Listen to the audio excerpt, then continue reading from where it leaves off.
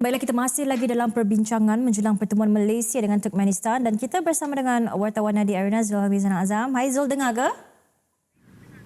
Hello Dayang, saya dengar. Awak dengar saya? Dengar sentiasa. Okey Zul, selain nak perbaiki performance pasukan kan, adakah kita boleh mengatakan bahawa kali ini Malaysia mungkin ada misi yang lebih terarah kepada memperbaiki ranking dunia, Zul? Dayang, saya tidak setuju sebab saya rasa terarah kepada dua perkara sebenarnya, bukan kepada satu, iaitu memperbaiki ranking. Kenapa? Kalau kita dengar balik apa yang dikatakan oleh Kin Panggon tadi, dia memilih Turkmenistan sebagai lawan dalam aksi persahabatan pertama sebelum ke Piala Asia ini adalah untuk mengimbangi dua perkara. Perkara pertama adalah untuk mendapatkan membentuk skuad yang lebih baik bermula dengan peranan bertemu Turkmenistan. Yang kedua, mendapatkan keputusan yang baik. Kerana apa? Apabila beliau bercakap macam tu, saya ambil contoh memilih pasukan yang lebih baik, lebih kuat, iaitu Turkmenistan berada di ranking ke-135 dunia, manakala Malaysia 145 dunia. Bermakna pasukannya atau beliau mahu menguji kekuatan pemain-pemain yang baru dipilih ataupun pemain-pemain yang dihimpunkan kali ini dikatakan lebih baik, lebih mantap berbanding ketika saingan Piala AFF. Dan bagi pemilihan bertemu Hong Kong, pasukan yang dikatakan oleh Kin Panggon adalah sama ataupun setaraf dengan Malaysia kerana pasukan Hong Kong berada di kedudukan 146 dunia. Ini adalah untuk seperti yang fokus kedua ataupun matlamat kedua ialah mendapatkan kemenangan. Jadi sebenarnya misi kali ini terarah kepada dua perkara, iaitu membentuk skuad mantap menerusi eksperimen yang akan dilakukan selain mencapai kemenangan dalam salah satu perlawanan yang akan berlangsung pada bulan ini. Alright, faham. Okey Zul, dengan adanya Dion Coles dalam skuad, dah lengkaplah semua pemain untuk melaporkan diri ke kem latihan. Jadi macam mana Zul melihat persiapan yang mereka sedang ataupun telah lakukan, Zul? Saya rasa persiapan yang cukup rapi, persiapan yang cukup baik, apatah lagi dihidangkan ataupun disajikan dengan facilities dan juga kemudahan yang terbaik di Malaysia, iaitu di pusat latihan JDT. Mereka nampaknya lebih bersedia untuk perlawanan kali ini dan saya melihat persiapan dan juga pemain yang dipilih kali ini memang terbaiklah, Lily. Dan cuma saya nak membawa anda untuk perlawanan ataupun persiapan ke arah perlawanan, sebab mereka akan beraksi pada hari pertama Ramadan. Seramai 14 pemain akan berpuasa yang beragama Islam. Jadi cabaran Kin Panggon adalah menyesuaikan diri pemain dengan orang kata suasana yang berbeza. Mereka perlu berpuasa di siang hari, kemudiannya akan melakukan ataupun bermain di sepak mula yang berbeza pada jam 10 malam berbanding kebiasaannya mungkin pada 8.45 ataupun jam 9 malam. Dan apa yang dikatakan oleh Kin Panggon dalam sidang media, beliau telah merancang sebaiknya dan mendapat sokongan yang baik daripada barisan kejuratian dan juga barisan pegawai pasukan, dan beliau percaya ini dapat diatasi sekaligus persiapan yang terbaik menjelang pertemuan menentang Turkmenistan termasuk Hong Kong.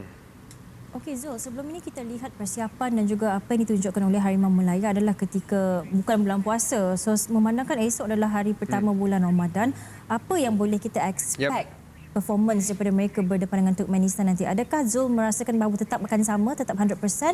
Ataupun ada sedikit berbeza disebabkan perbezaan waktu makan, waktu berbuka dan sebagainya, Zul? Saya rasa tidak berapa masalah kerana rata-rata pemain negara sudah berdepan dengan pengalaman seperti ini. Sejak usia remaja lagi mereka ke luar negara, malah orang kata kalau saya ambil contohlah pemain yang berada di Harimau Muda kan, sebelum ini berlatih di Slovakia selama sebulan dan mereka menjalani ibadah puasa di sana sebulan. Jadi saya rasa rata-ratanya sudah melalui perkara ini. Cumanya cabaran dia adalah dan saya melihat dia lebih memberi perkara yang positif. Kita ketepikan soal cabaran Ramadan itu, dan saya melihat bagaimana pasukan negara, jangkaan saya untuk menampilkan aksi terbaik kerana mereka beraksi di SSI, di Stadium Sultan Ibrahim. 10 pemain daripada JDT, selebihnya adalah pemain-pemain daripada kelab yang lain.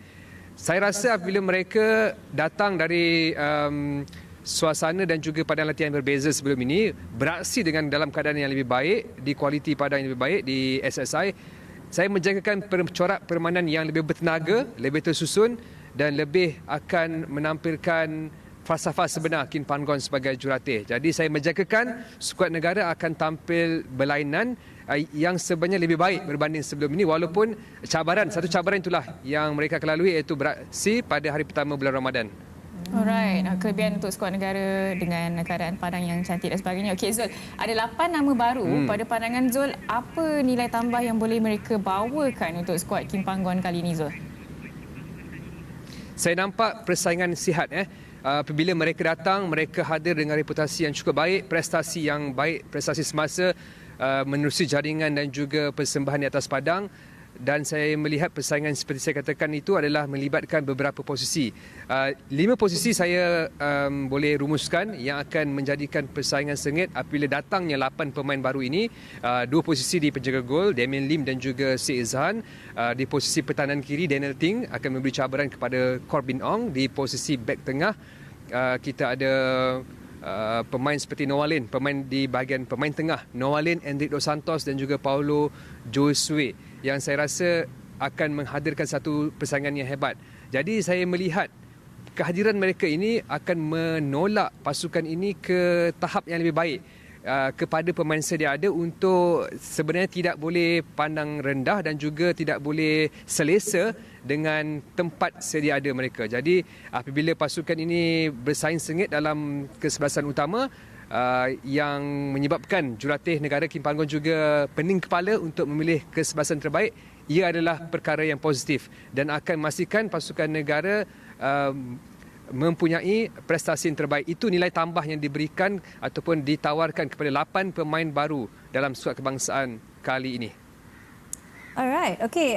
King Panggon sendiri dah mengatakan bahawa dia pening nak pilih siapa bakal diturunkan di First 11. Tapi kalau tanya kepada Zul sendirilah, Zul kalau boleh nama-nama mana yang Zul nak berdepan dengan Turkmenistan nanti, Zul?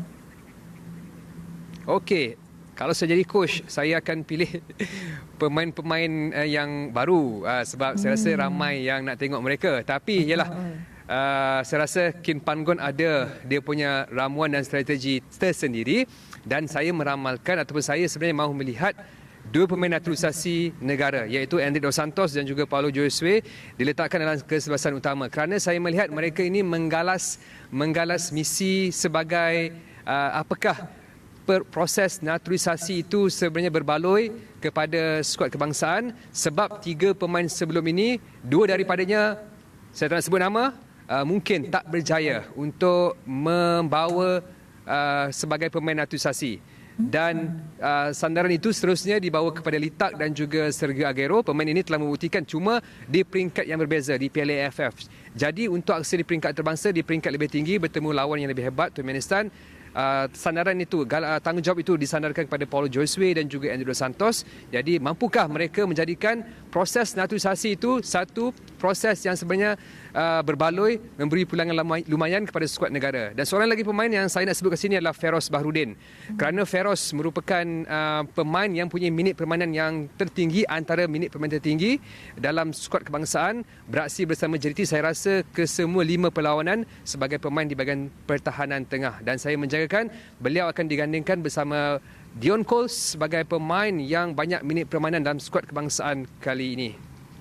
Okey, Zul, Coach King Panggon ada masalah yang baik, which is di pening kepala nak pilih barisan pemain yang terbaik. Dan kalau diikutkan untuk rekod, aksi pertemuan bersama dengan Turkmenistan memihak kepada Malaysia sendiri. Zul, adakah kita akan expect keputusan yang lebih kurang sama untuk pertemuan esok, ataupun akan berlaku margin keputusan yang besar dalam pertemuan Turkmenistan dan Malaysia esok, Zul? Okey, berdasarkan situasi semasa, saya menjagakan pasukan negara berdepan laluan mudah berbanding sebelum ini. Sebab saya melihat pasukan Turkmenistan kurang bersedia. Untuk makluman anda, pasukan Turkmenistan tiba lewat di Johor Bahru kerana mereka mungkin penerbangan mereka sedikit tergendala. Dan menyebabkan mereka terpaksa berlatih di Kuala Lumpur pada hari ini, pada 11 pagi. Dan kemudiannya mereka tidak hadir ke sidang media dan datang pada 11 petang dan tidak menjalin latihan di Johor Bahru hari ini. Jadi saya rasa persiapan mereka agak sedikit kurang memberangsangkan. Jadi atas faktor itu, kelebihan mutlak memihak pasukan negara yang saya katakan persiapan yang cukup rapi dan saya melihat ia mungkin akan memberi laluan dan juga menyenangkan pasukan negara untuk aksi esok. Dan saya meramalkan mungkin bukanlah margin yang besar, tetapi saya meramalkan kemenangan yang selesa. Banyak faktor yang saya katakan, antaranya itu, dan saya melihat pasukan negara berada dalam momentum terbaik untuk meraih kemenangan. Ya Zai, itu yang kita nak dengar. Zul, one last question, short and sweet. Esok start puasa. Yep. Sambutan peminat macam mana? Okey, saya rasa sambutan yang berbeza kerana di Johor Bahru mungkin peminat yang berada di Johor Bahru saja yang akan menonton. Suasana saya belum dapat gambaran sebenar, tetapi saya menjagakan sedikit bukanlah suram, tetapi dia punya atmosfer tu tidak mungkin sama dengan jika dilangsungkan di Kuala Lumpur ataupun di Bukit Jalil. Itu yang saya rasa suasana yang saya jangkakan di Stadium Sultan Ibrahim. Tapi saya harap mungkin mereka dapat datang selepas solat tarawih. Why not? Okay. Thank you Zul. Esok kita akan cross lagi dengan Zul untuk latest update. Thank you Zul. Alright Lily.